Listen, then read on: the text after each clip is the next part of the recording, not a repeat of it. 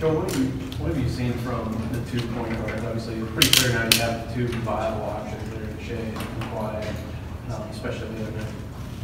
I think it's a byproduct of 2 guys that have come here embracing competition, that come every day to work, that enjoy that, and they've gotten better since they stepped foot on campus in the summer. They didn't ask questions about who was coming in the process. They didn't worry about anybody else who might be here. And they have come in, and it has been a ton of fun to watch them every day in practice, which no one here or outside of our team and staff gets to see. But it's 2 guys that absolutely love to play basketball and love to work. And I think what everyone gets to see on game day and game night is a byproduct of guys that work hard and want to be the best version of themselves. How rare are those battles in practice? I mean, how are they fairly even one day? I mean, Shea said he drives quite crazy sometimes, obviously with that big wingspan, but he also makes him guard every spot on the floor. Yeah, I think with what we're working on, defensively, I think Quade has to keep or Shea has to keep himself honest in terms of falling asleep on the backside, because that ball can get swung and Quade can step in and knock down the outside shot. And I think that's even what Cal's trying to get Shea to do is step in and shoot the ball. And yeah, I think they're both obviously extremely good basketball players who like I said, come to practice every day, and you have to do that here to get better, and that's what they've done. They have distinctly different approaches to playing point guard, I would say. How do the coaches try to go about deciding how to go with that? I don't know that I would say they have different approaches to the position. I think they both have their strengths at this point, and I think that's what Cal is really trying to do is get them to play to their strengths and continue to work on how he sees them fitting into our team and what our team needs, and that comes and goes in terms of parts of the game. Is it something that we need ball reversal? Is it something that we need Quade to shoot as opposed to maybe dominate the ball? Is it we need him to reverse the ball at different times? And I think when you have young kids like that that are adjusting to the college game and adjusting to playing with new players, adjusting to playing with a new system or setting, I think you're going to have times where it might look like they themselves have a different approach to the position or to the game. But I think right now it's 2 kids that are loving being coached, who love to practice, who love competition, and who want to get better. And that's why I think that we've seen them jump daily, and I think it's what we're going to continue to see. I think that's what the fans are going to continue to see, not only with them, but with this entire team, is a young group of kids that love to practice, that love to work, love to compete, and it's going to be a fun group to watch. I know the talk right now is about the point guards, but I think our team is going to be a lot of fun to watch grow and grow and grow. In a more general sense of this massive influx of freshmen, I'll probably obviously see lots of competition for a more dominant role, more minutes. Has this been made a positive impact with players trying to play harder to earn more of a spot, more of a central role in the team? Yeah, it's a great question, and I think our guys have done that in practice. And I think for the first time, when you have young kids that come here, this is the hardest that they've ever worked. And I think what Cal has continued to tell them is that's hard, but you need to work harder. And I think for them, it's finding that point of practice when they say, man, this is tough. Okay, well, let's push past that. And I think with a group of guys that are competitive, you don't come here if you're not competitive. That's the bottom line. I think we look for that early on in recruiting, and the guys that come here want to come here and compete. They know what this is about, and this group knew that when they came, and I think that's something that we have been pleasantly surprised with in practice. And our guys are comfortable, fighting for time, fighting for minutes, and I think that's why we've seen a jump week to week to week, especially in these games. Joel, how does the exhibition games like the one tomorrow night and practices, how do those things impact the decisions you guys have to make? Rotation, starters, all that. I think it's been an opportunity for us to see different lineups. I think it's been an opportunity for us to see who starts, who. I think we've started. Well, Eric, we've started 2 different starting lineups, and I think we've had 4 different starting lineups in halves, and that's been something that was thought out before the first game. Was we were going to start different lineups. What have you guys noticed so far? What conclusions? I think that's still a work in progress.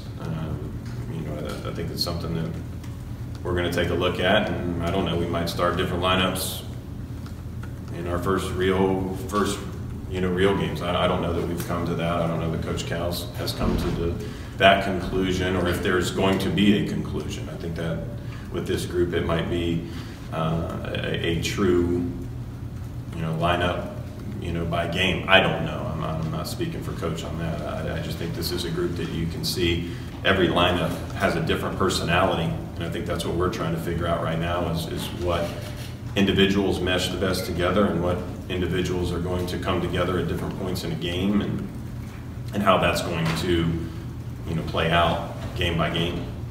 Joel, Cal was so happy with the rebounding in the last game. You guys had a huge size advantage and got out rebounded. Where should the rebounding come from? I think the answer is everybody. I think when you have a 6'6" point guard who can rebound, I think when you have, even Quade, is the guy who we want to play fast and get the ball out. I think it starts there, but it really should come from all 5 positions. I think that's a programmatic, stressor. For us, is everybody should rebound. We chart that in practice. We chart that in games. Who's even attempting to rebound, and that's been something that we have talked a lot about, probably from our first couple inter squad scrimmages, here in the building that no one saw, and now you have 10 guys that you're charting in inter squads to now it reduces to 5 in games. You guys, it's such a young group, but especially for Nick Richards, how much are you guys talking to him about defending without fouling, and how tough is that for a young player to do? I think it's tough for all of them, but I think for Nick, it's one that, with that position, you have a couple guys, now with Ty being back in the fold, you have a little bit more depth inside, but you do have Sasha, you have Nick, both that need to play without fouling. I think we looked at it the other night. PJ had a little bit of foul trouble the other night. And I think the thing that these guys are going to have to figure out is, okay, what is a foul? Especially at the college level, what is a foul and what is a good foul? What's a bad foul?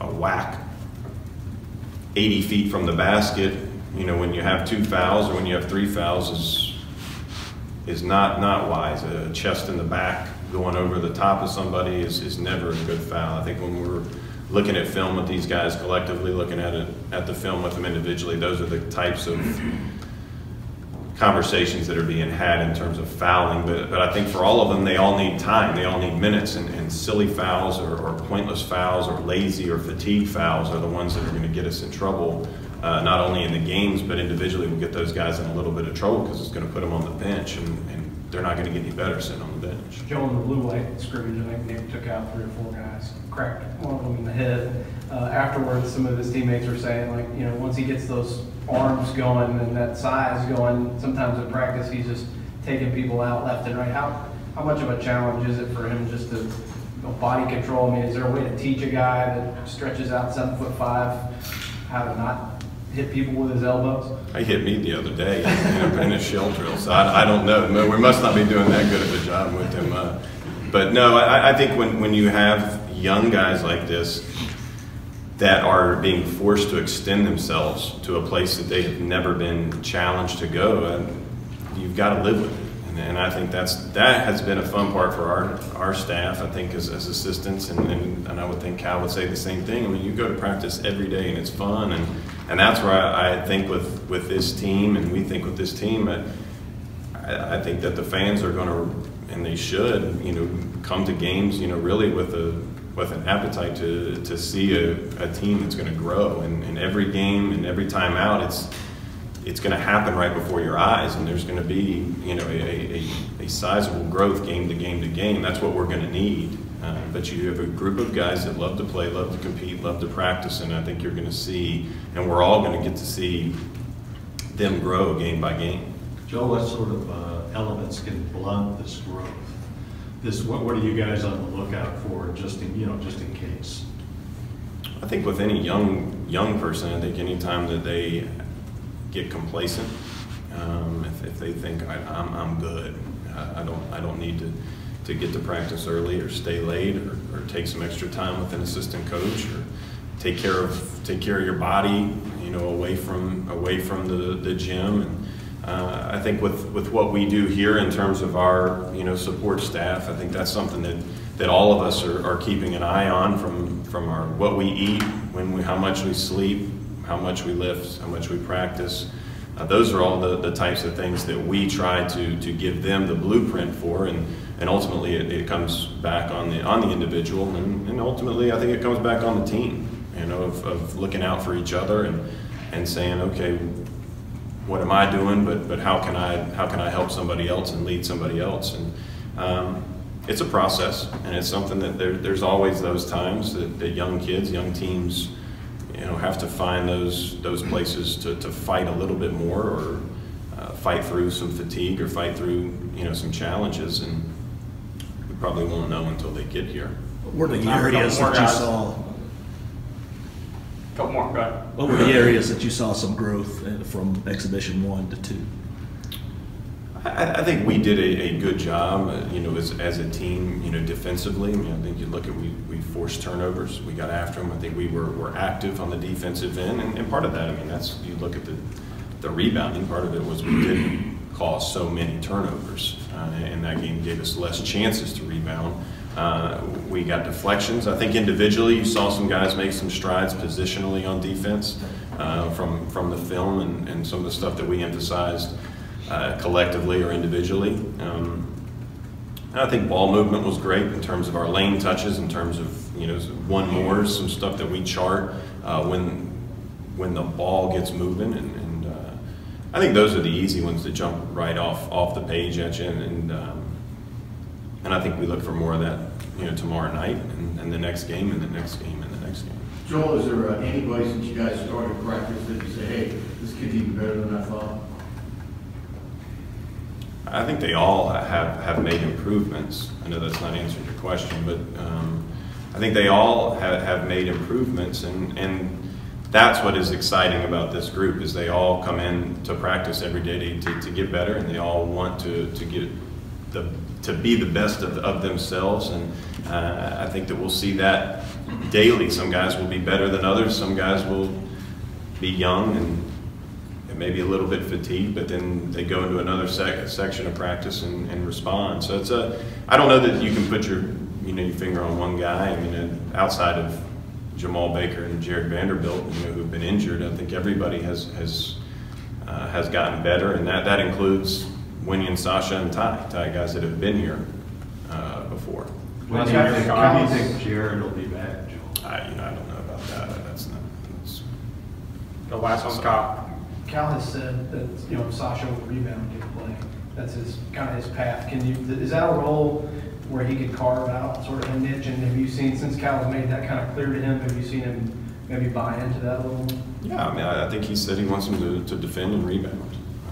That's at that position. That's always been a blueprint for those guys to get more minutes, and I think Sasha's embraced that, and it takes time. You know, it takes time for guys to embrace the physicality that it takes to rebound, and you know, I think he's getting it. He's had a good couple weeks of practice and some good minutes, better minutes in the Moorhead game than the Thomas More game, and he was better in the Thomas More game than he was in Blue White. So I think he's in the same boat as the rest of these guys in that. There has to be daily improvement, and I think if we go at it that way, I think you'll see a jump for him as well. All right, guys.